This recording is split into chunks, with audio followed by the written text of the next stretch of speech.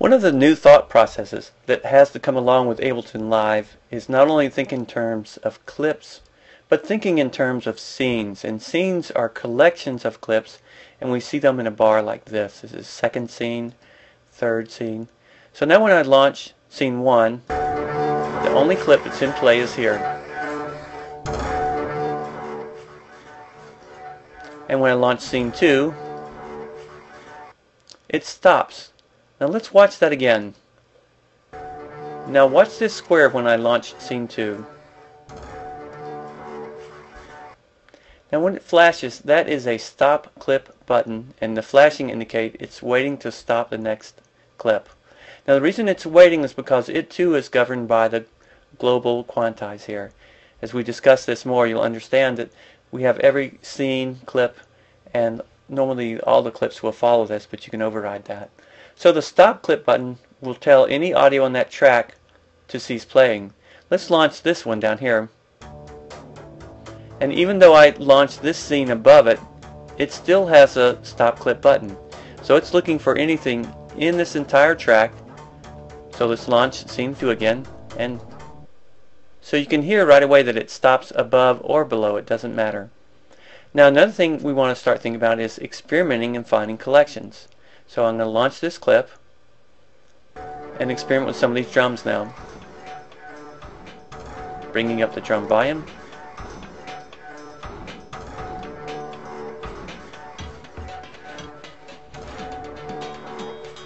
Okay, so I'm going with this one. Let's set it to play, stopping with spacebar. I'm going to set this one to play on the second scene. But I want this cello part to keep playing, so I need to remove or get rid of this stop clip button. I'm going to right click, remove stop button, and now when I launch scene 2, if there's no stop button in that column, then this will continue playing. Let's watch. Launching scene 1 and scene 2.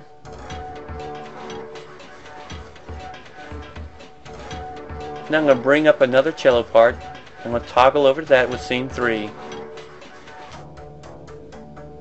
Now notice the stop clip button here stop this junk drums from continuing its loop. If I don't want that to happen again, I'm going to remove the stop button. So now I can see I've got certain combinations in here. I can also remove the stop button above, and this allows me to move up and down and not cancel out my drums. So I'm going to stop all clips before I start, stop button to go back to the beginning, and launch scene 1. And now I'm going to add in scene 2. Launching now. So no stop button, this keeps going. This is added in. Let's launch scene 3. So this part stops. Again, only one clip per track can play. Now if I come back up to the top and launch scene 1, percussion will stay in, and this will switch to the other cello part.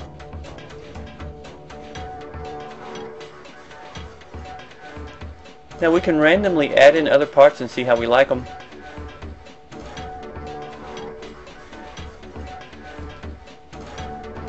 I'm going to check out the different bass part.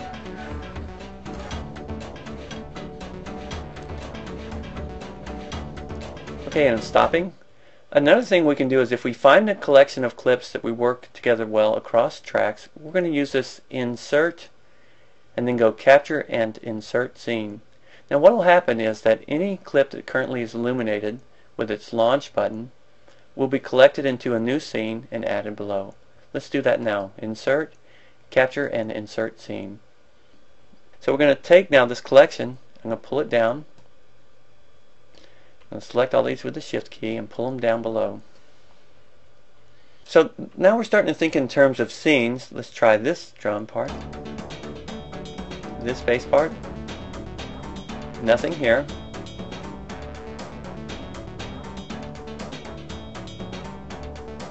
See what this one sounds like?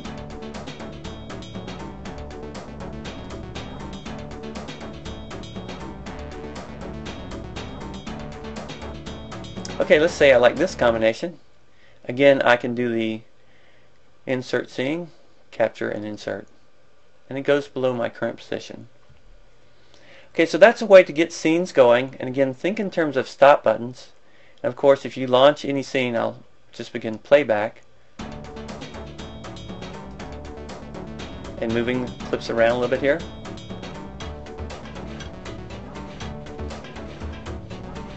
Bring the volume up a little bit.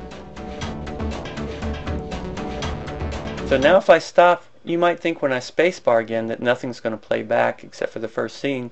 That's incorrect. What's going to play is anything that's currently illuminated as a launch ready clip. Here's spacebar. So we did go back to the beginning, but it played the current scene or clips that were selected. Now if you launch an empty scene like 8, it's full of stop clip buttons.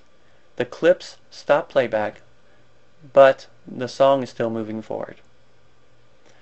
So again, beginning to think in scenes and work with clips and stop clip buttons is a new thought process that needs to go on inside Ableton Live. Another little tip I want to talk about is as you're experimenting, I'm going to launch these all. Here's scene 7. Notice these track activate buttons.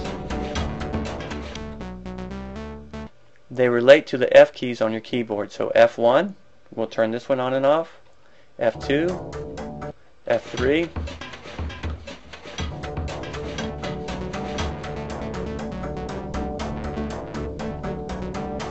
So that also can assist you in finding out whether clips are really working together or not. Turn one off and then listen and you'll be ready to go. Okay, these are some crucial thinking process for Ableton Live.